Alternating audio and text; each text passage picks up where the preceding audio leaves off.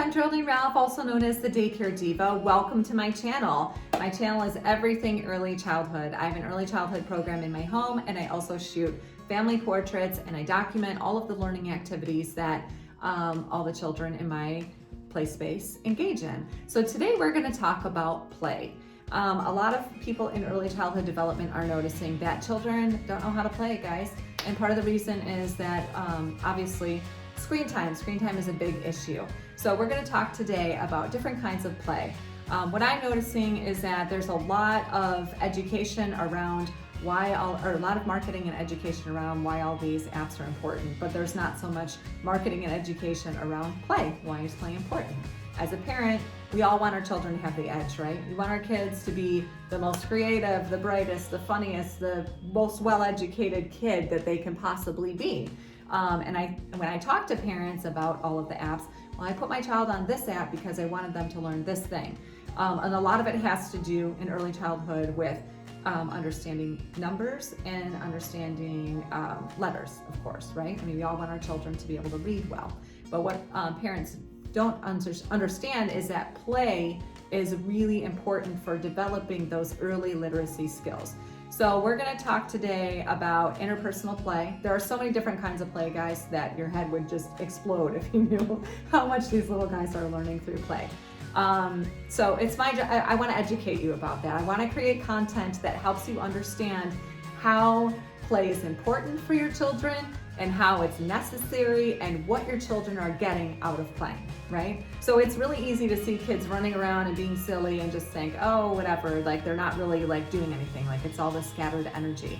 From the early childhood educator's perspective, totally different experience. So what we know about play is that interpersonal play is a really important skill for children. We get a lot of children in our program that don't know how to make eye contact. Sometimes I have to spend a couple weeks teaching a child how to make eye contact.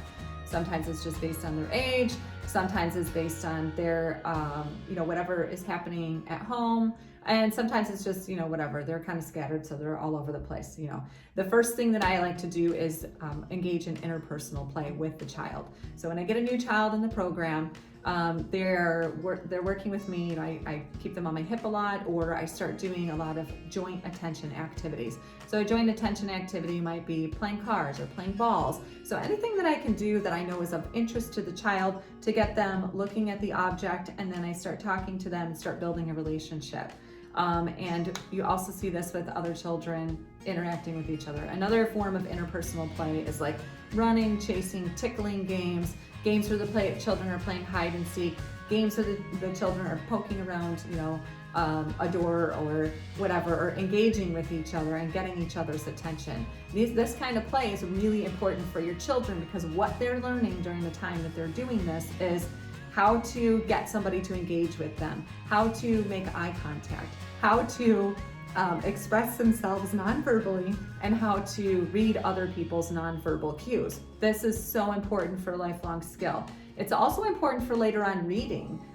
Children need to have these experiences of understanding joy and happiness and sadness and being able to read all of those cues so that whenever they're reading stories later on down the road, it makes sense. It's important to them. It's valuable to them. So having those social exchanges really helps children understand emotions on a very deep and personal level. Another thing that happens is the verbal and nonverbal cues. We have a lot of kids who don't know how to read and understand verbal and nonverbal cues from other children. Why that's important? Well, it's all about being able to connect with another person. If children cannot understand what the facial expression on another child is, it's really hard to develop a relationship and to develop an ability to understand where that person's coming from and to be able to adjust their behavior.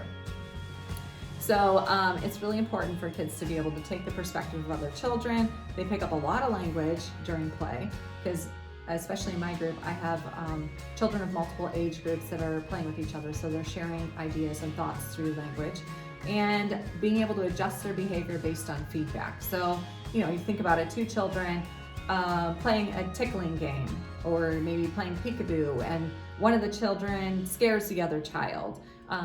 The child who's scared, maybe it's accidental, maybe it's on purpose, whatever. They need to be able to adjust their behavior, and this happens during play. It's a fun experience.